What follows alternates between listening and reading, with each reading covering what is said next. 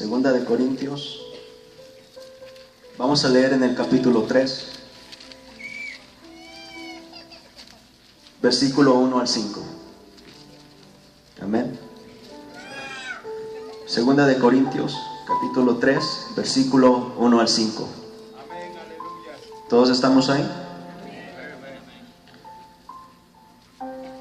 Yo voy a darle lectura a la palabra del Señor en el primer versículo. Ustedes síganme con el siguiente. Dice la palabra del Señor en el nombre de Jesús. ¿Comenzamos otra vez a recomendarnos a nosotros mismos? ¿O tenemos necesidad, como algunos, de cartas de recomendación para vosotros o de recomendación de vosotros?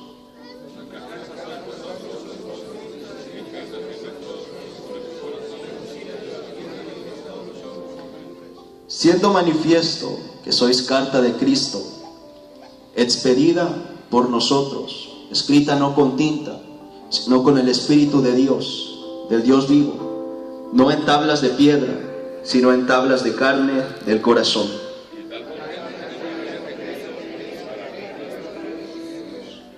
No que seamos competentes por nosotros mismos para pensar algo de nosotros mismos, sino que nuestra competencia proviene de Dios. Oren a mi favor, hermanos, estoy un poco mal de la garganta, no sé si me escuchan, pero por favor, en el nombre de Jesús, oren por mí. Bendito Rey, te doy las gracias, Padre, en esta mañana, Señor, por este privilegio, Señor, que me das de estar en este lugar. Señor, te doy gracias, Padre, por cada uno de mis hermanos, Señor, por cada alma, Padre, la cual tú has traído, Señor, en esta mañana a este lugar, Padre, para escuchar tu palabra. Bendito Rey, te pido, Dios, que uses mi vida, Señor, como un canal de bendición para cada una de estas personas, para cada uno de mis hermanos, para cada uno de los visitantes en esta mañana, bendito Rey. Señor, que tu palabra permanezca en nosotros, Señor. Verdaderamente, Señor, simplemente somos mensajeros, Padre, y en esta mañana me pongo en tus manos. Señor, haz lo que tienes que hacer, en el nombre de Jesús te lo pido. Amén y amén. ¿Pueden tomar sus asientos, hermanos?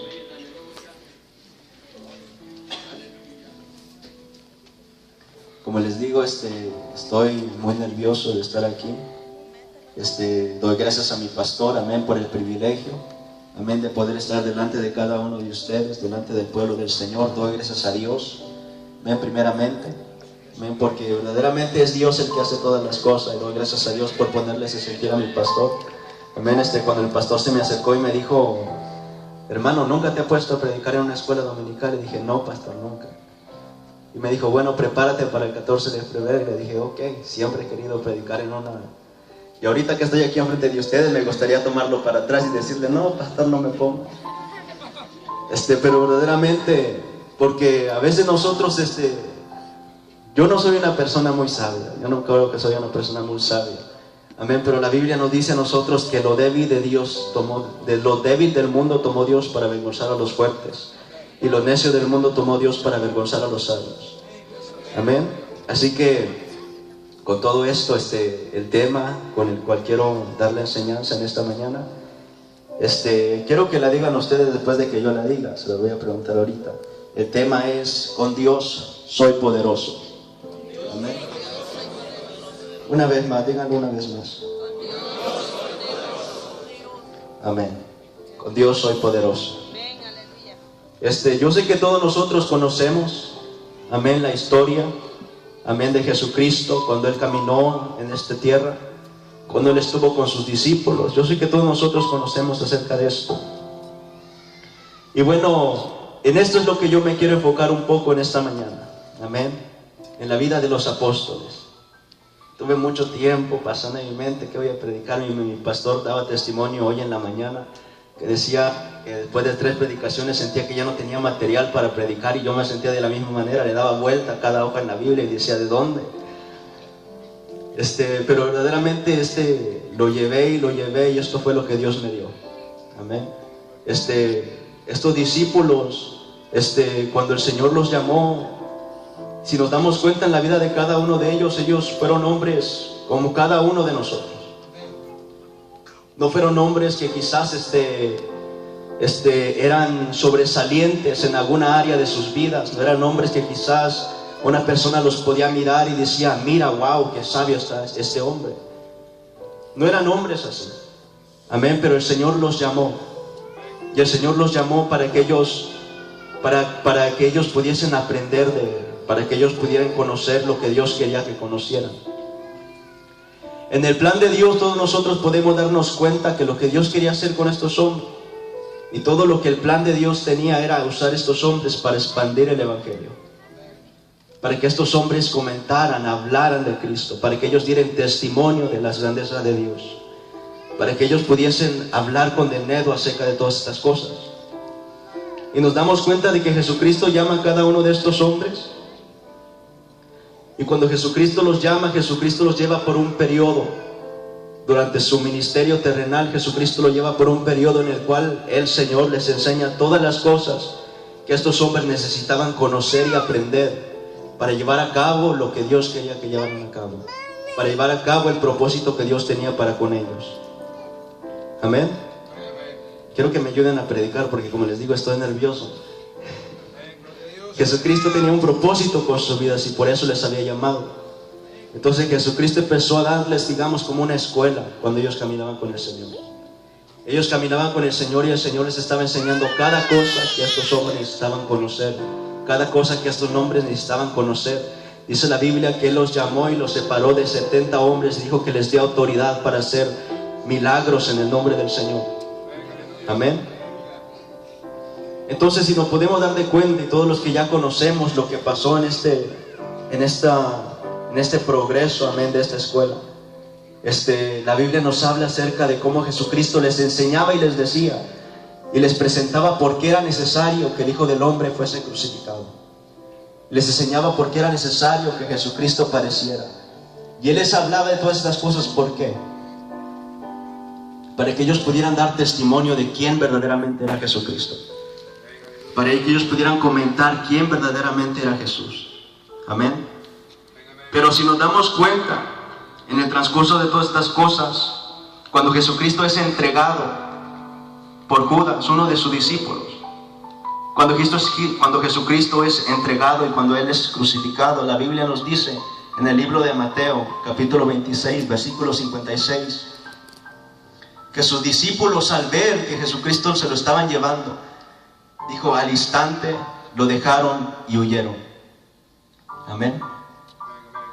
La Biblia nos dice que cuando ellos se dieron cuenta de que Jesucristo se lo estaban llevando, ellos al instante que se dieron cuenta de esto, ellos huyeron. Ellos huyeron. ¿Por qué? Porque ellos miraban al hombre que ellos quizás consideraban el Mesías. Ellos miraban a la persona que les estaba enseñando, miraban a su maestro, aquel hombre en el cual habían puesto toda su confianza y toda su fe, quizás siendo llevado. Quizás estos hombres decían, nos equivocamos. Quizás entró duda en sus corazones. Y si nos damos cuenta, quizás ante nuestros ojos terrenales, ante lo que nosotros podíamos ver, quizás este plan que el Señor había llevado con estos hombres había fracasado ante nuestros ojos terrenales. Todo el tiempo que Jesucristo había pasado con sus discípulos, en el transcurso que Él estaba en este lugar enseñándoles, quizás había sido una pérdida de tiempo. Quizás todo lo que el Señor les había enseñado se iba a echar al desperdicio, y quizás la persona los miraba, aquellos hombres que caminaban con Jesús y ya no estaban con ellos, y quizás ellos decían en su mente, bueno, ¿y qué tanto tiempo estuvieron pasando con Él? ¿Cuánto tiempo pasaron caminando con Jesús y dejaron sus trabajos, dejaron sus hogares, dejaron sus familias? Y ante los ojos quizás de las personas que estaban alrededor y que conocían todas estas historias, quizás ante los ojos de ellos todo esto había sido un fracaso.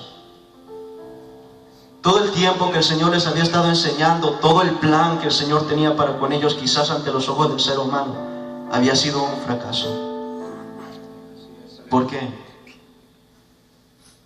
Porque nosotros como seres humanos somos seres imperfectos, somos seres débiles. Amén. Y los apóstoles no eran diferentes a nosotros. Los apóstoles no eran diferentes a nosotros. Uno de los apóstoles, cuando habla de sí mismo, dice, y yo como un abortivo, como alguien que ni siquiera debería haber nacido. O sea, y cada uno de nosotros no somos diferentes. No somos diferentes a Pedro. Pedro era un hombre impetuoso. La Biblia nos enseña que Pedro, cuando se querían llevar al Señor Jesucristo, él sacó su espada y le cortó la oreja a un hombre. ¿Y cuántos a veces de nosotros, cuando pasamos por ciertos momentos de ira, no sacan la espada y con cuidado con el que está cerca? Y así es, no somos diferentes. Los apóstoles no eran hombres extraordinarios ni especiales en alguna forma. Ellos eran hombres comunes y corrientes. Ellos eran pescadores, algunos de ellos, otros eran recaudadores de impuestos. Cada uno de ellos hacían cosas diferentes. Uno era un publicano. Cada uno de ellos. Nosotros no somos diferentes a estos discípulos. Nosotros, al igual que ellos, como seres humanos, como hombres comunes y corrientes,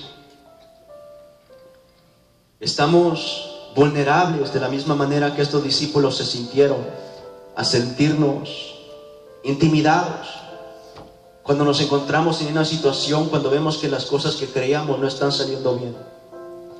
La Biblia nos enseña que cuando se llevaron a Jesucristo y Pedro caminaba, dice que Pedro empezó a negar al Señor. ¿Por qué? Porque quizás sentía intimidado de lo que podían hacer si se enteraban que él era un discípulo del Señor. Al igual que los discípulos, estamos nosotros vulnerables a dudar de las cosas que el Señor había dicho. Podemos leer en la Biblia cómo Tomás, cuando el Señor hablaba y cuando el Señor había resucitado y se acercaba a sus discípulos, cómo Tomás dudaba de lo que había pasado, y él decía: si no miro con mis ojos y si no lo toco con mis manos, no voy a creer. Como nosotros, como hombres comunes, podemos llegar a sentirnos derrotados y abandonarlo todo, como los discípulos lo hicieron. Porque cuando Jesucristo se lo llevaron, cada uno, dice en la Biblia, que los discípulos regresaron a sus oficios de todo el tiempo. Regresaron a ser lo que eran antes. Como hombres, nosotros estamos vulnerables a fallar. Estamos vulnerables a ensuciarnos. Como seres humanos, nosotros no somos perfectos. Amén. Y esto es lo que me llama la atención de la vida de estos hombres. Y por eso siempre me gustó leer acerca de cada uno de estos apóstoles, porque son hombres tan similares a nosotros. En carácter, en actitudes, en acciones, en tantas cosas, son tan similares a cada uno de nosotros. Y verdaderamente necesitamos aprender quiénes eran, cómo eran, qué hacían. Porque si nos damos cuenta de todas estas cosas, ellos no fueron diferentes, ellos fueron similares. Ellos tuvieron debilidades, ellos tenían todas las cosas que quizás una persona podía mirar y decía: ¿por qué elige a estos? ¿Por qué Jesucristo tomó a estos? Amén. Pero Jesucristo los había elegido. Entonces nosotros, como hombres, como seres humanos, la Biblia nos enseña que nosotros estamos susceptibles a caer en el pecado, a caer en las faltas, a caer en el error. La Biblia nos enseña en el libro de Romanos, si me quieren acompañar, Romanos capítulo 7, versículos 19 y 25.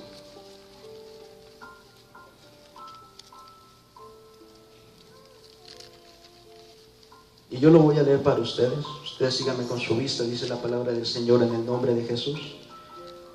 Porque no hago el bien que quiero, sino el mal que no quiero, eso hago. Y si hago lo que no quiero, ya no lo hago yo, sino el pecado que mora en mí.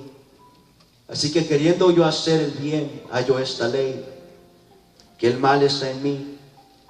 Porque según el hombre interior, me deleito en la ley de Dios, pero veo otra ley en mis miembros que se revela contra la ley de mi mente y que me lleva cautivo a la ley del pecado que está en mis miembros.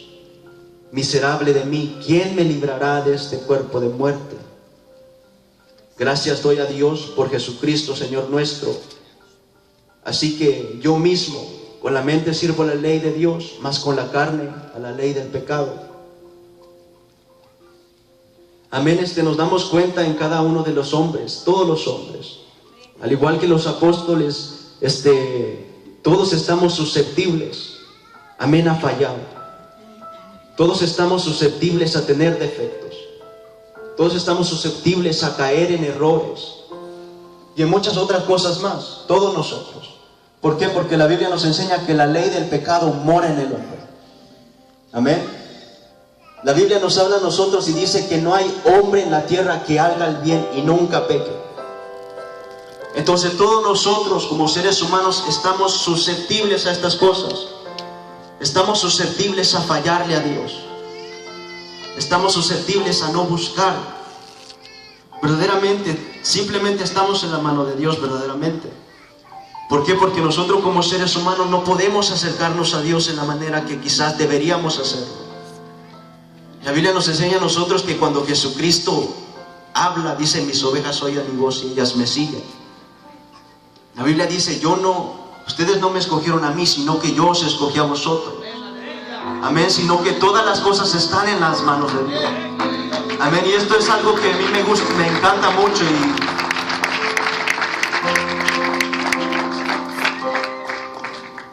y he llegado a comprender, amén, que todos nosotros estamos en las manos de Dios. Todos nosotros estamos en las manos de Dios. Amén, es de Dios elegirnos, es de Dios capacitarnos, es de Dios el transformarnos. Amén, nosotros como seres humanos quizás no podemos apegarnos a vivir como la Biblia nos dice que vivamos. Una persona por sí sola no puede vivir como Dios quiere que viva. No podemos. ¿Por qué? Porque como la Biblia nos enseña, está en nosotros una ley, la ley del pecado. ¿Alguna vez se ha preguntado por qué tantas veces una persona quiere dejar de tomar y no puede?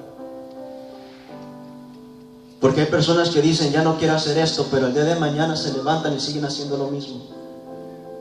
Yo me acuerdo, yo me levantaba antes cuando yo estaba más joven. Yo me metía en muchas cosas que no debía haber metido. Amén. Y ahora en día, ahora que me acuerdo y todas esas cosas vienen a mi mente, me doy cuenta de que traté cuántas veces no yo de apartarme de las cosas. Quizás de tratar de hacer las cosas diferentes, pero porque uno tiene ese instinto. Quizás hacer las cosas que no están bien, quizás a buscar las cosas que están en el placer. Hay gente que se siente atraída hacia las cosas que son peligrosas, que se sienten atraídas hacia las cosas que sabes que no te van a hacer bien, pero al día de mañana no importa, estás ahí. Hay gente que le gusta la adrenalina, no sé cuántos han escuchado acerca de esas cosas. Y hay gente que le gusta vivir en esos momentos, en ese tipo, y esa es la ley que está en nosotros. Amén. Todos nosotros estamos susceptibles, amén, a vivir de esta manera. Por eso la Biblia dice que Dios, cuando Él miró desde los cielos, dijo: no halló ni un justo, ni aún uno. Amén. Por eso fue que Jesucristo tuvo que venir a esta tierra. Amén. ¿Por qué? Porque había hombres que habían recibido la palabra de Dios, habían recibido la ley de Dios. Ellos tenían la palabra, tenían todo lo que estaba ahí. Dios le había dado los mandamientos que necesitaban seguir. Pero la Biblia nos enseña que estos hombres no podían vivir conforme a la ley.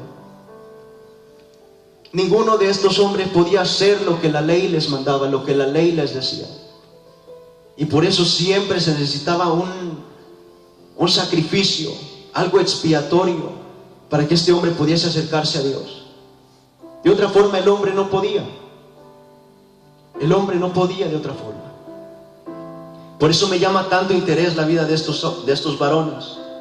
Porque fueron hombres verdaderamente que nosotros deberíamos conocer, que deberíamos anhelar conocerlos. ¿Por qué? Y lo que más me fascina de la vida de estos hombres es que cuando me doy cuenta de todas estas cosas, cuando leo los evangelios y cuando me doy cuenta de sus vidas, me doy cuenta de lo que Dios hizo con ellos. Cuando me voy dando cuenta de cómo Jesucristo resucita y habla con sus discípulos y se vuelven a acercar a Él.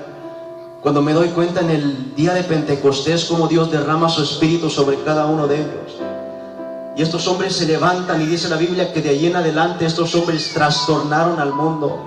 Y yo me gozo, ¿por qué? Porque me doy cuenta que no importaban las cualidades de estos hombres. No importaba la vida de estos hombres, no importaba que quizás ellos se habían apartado por un momento. No importaba que quizás no eran hombres muy estudiados. No importaba que quizás no eran hombres muy fuertes, que quizás no eran hombres que tenían reconocimiento público ante las demás personas. Que quizás, los fariseos nunca iban a escuchar a estos hombres. Nunca iban a escuchar a estos hombres. Hombres pescadores, publicanos, ellos le decían pecadores.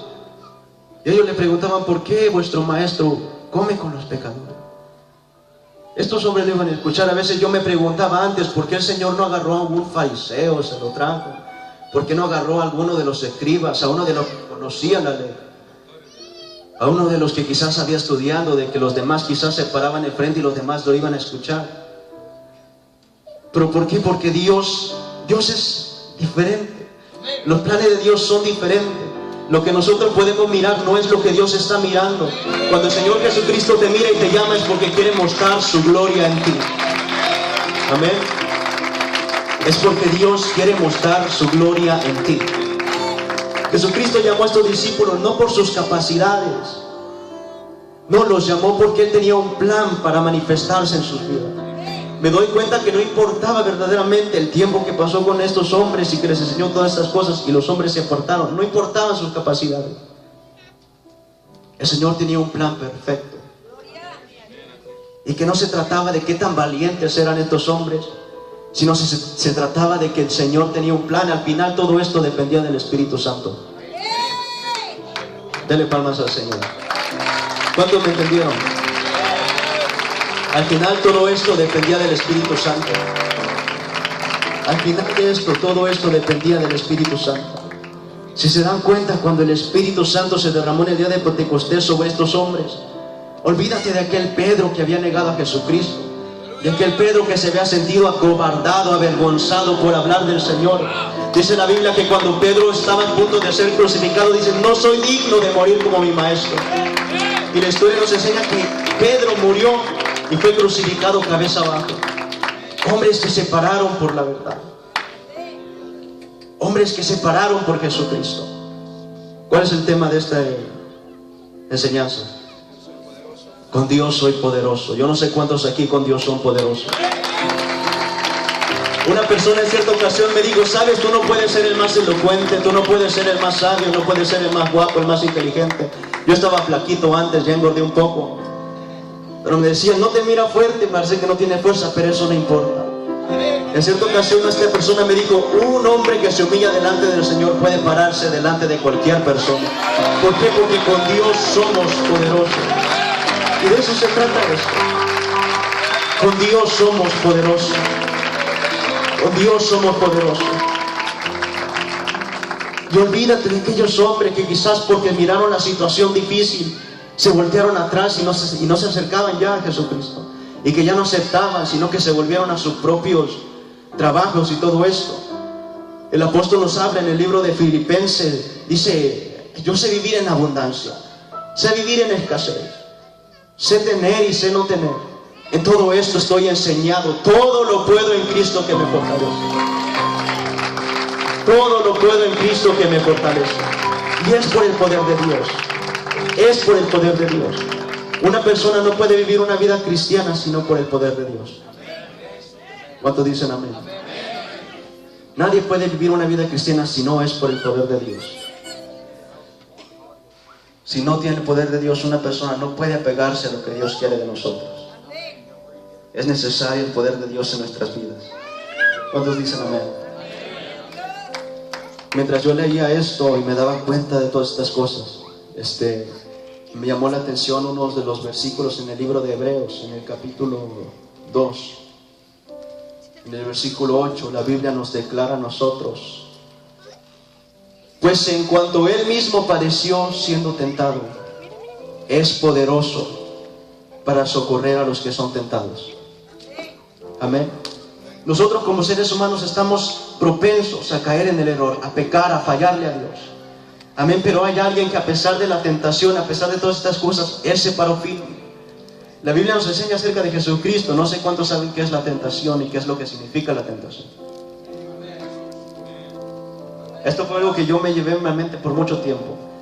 La tentación es cuando se te presenta la oportunidad de hacer algo que no es correcto. Esa es una tentación. Yo por eso cuando leía la historia acerca de Jesucristo, cuando caminaba por el desierto, yo me preguntaba, bueno, si el Señor fue tentado, y cuando la Biblia me habla en el libro de los Hebreos que Él tuvo que ser tentado en todo para ser un sumo sacerdote perfecto para cada uno de nosotros, yo me doy cuenta, o sea, entonces Jesucristo podía fallar. Entonces Jesucristo podía caer en el pecado.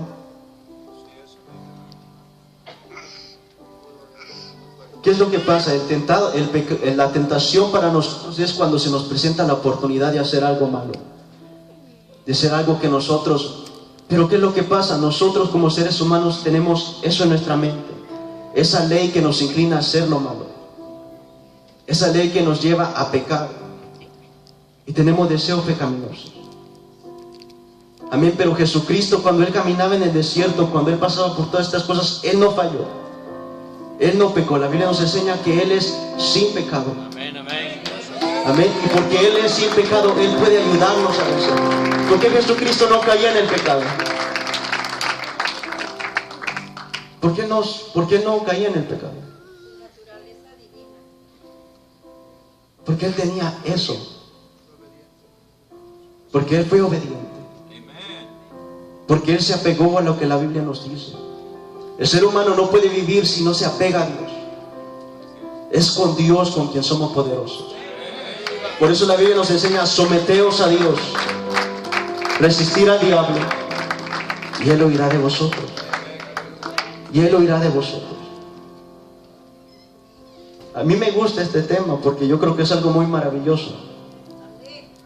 Siempre que he pensado en estas cosas, me doy cuenta de que una persona puede vivir una vida santa cuando es con el poder de Dios.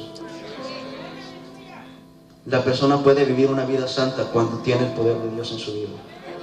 Una persona puede consagrarse para Dios cuando tiene el poder de Dios en su vida. Por eso es que este nuevo pacto es tan glorioso, porque tenemos a alguien que nos ayuda, a alguien que está con nosotros, a alguien que es poderoso para levantarnos cuando estamos caídos. Hay alguien con nosotros que es poderoso para levantarnos cuando estamos caídos. Me gusta cuando me acuerdo siempre de Samuel, siempre me acuerdo acerca de los tiempos en los que este joven verdaderamente creció. Con Dios somos poderosos. Cuando este joven creció, dice la Biblia que no había visión de Dios en aquellos días, en aquel lugar.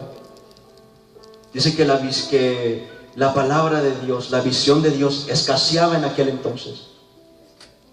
No había palabra. Y se dan cuenta de que este joven, dice la Biblia que Dios le llamó.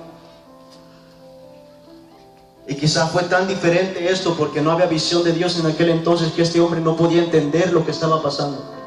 Este joven no podía entender quién era el que le estaba hablando. Y más adelante podemos leer acerca de cómo el arca del pacto es quitada de Israel. Cómo el arca del pacto es llevada fuera de Israel por los filisteos. Pero con todo y esto, este joven pudo vivir para Dios. La Biblia nos enseña acerca de los hijos de Eli. Quizás este joven creció en situaciones diferentes. No había visión de Dios. Quizás otros jóvenes habían tenido la oportunidad de crecer en un lugar donde había palabra de Dios. Pero en aquel entonces escaseaba. Dice la Biblia que aún los hijos del sumo sacerdote estaban haciendo cosas que no tenían que estar haciendo. Y dice la Biblia más adelante es que el arca de pacto, que representaba la presencia de Dios, se las habían quitado. Ya no la tenía Israel. Entonces este joven creció en situaciones quizás un poco difíciles. Y quizás creció en momentos en los cuales quizás se le hizo un poco diferente para él crecer en aquel entonces. Pero este joven pudo crecer en el camino de Dios. Pudo vivir para Dios. Y nosotros no somos diferentes a esto. Nosotros no somos diferentes a esto. En una ocasión, en cierta ocasión traje una predicación en un culto de prejóvenes y decía: allá afuera en el mundo, como uno sale para allá afuera, es como salir a un charco de lodo. Es casi difícil permanecer limpio si uno pasa por ahí. Es difícil que uno camine a veces por el mundo viviendo una vida santa. Es difícil para uno vivir en el mundo quizás apartándose de las cosas que uno tiene que apartarse.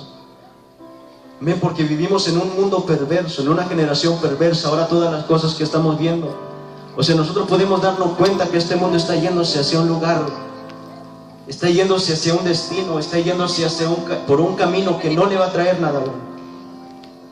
Amén, pero habrá alguien en esta iglesia que a pesar de vivir en un mundo perverso puede vivir una vida para Dios. Habrá alguien en esta iglesia que a pesar de todas las cosas que hay en este mundo puede vivir una vida para Dios. Sí se puede. Sí se puede.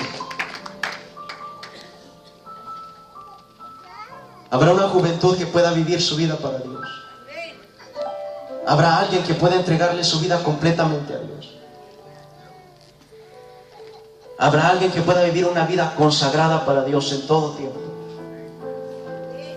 Sí se puede. Porque con el poder de Dios todo es posible. Aunque nosotros seamos débiles, la Biblia nos dice que el Señor se glorifica en nuestra debilidad. Con Dios somos poderosos. Cuando Dios pelea por nosotros, sabemos que podemos estar confiados en quién es Dios. Podemos estar confiados en lo que Dios hace y quién es Él. Y eso es lo más maravilloso. Y eso es lo que más me gusta de ser cristiano, porque yo sé que todas estas cosas que estoy pasando en este mundo algún día van a valer la pena.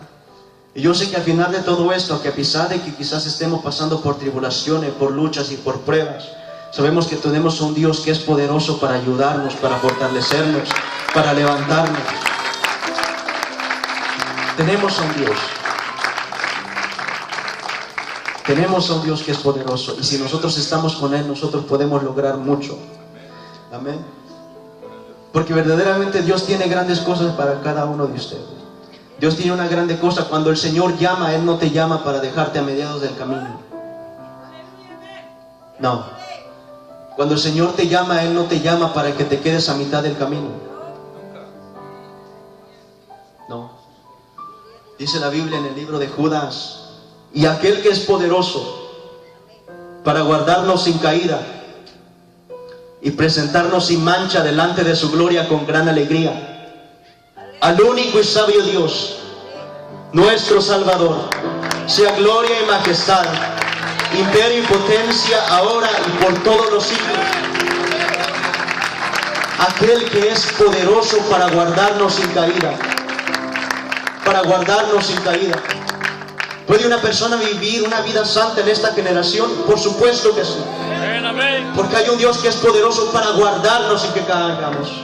Hay un Dios que es poderoso para presentarnos delante de Él.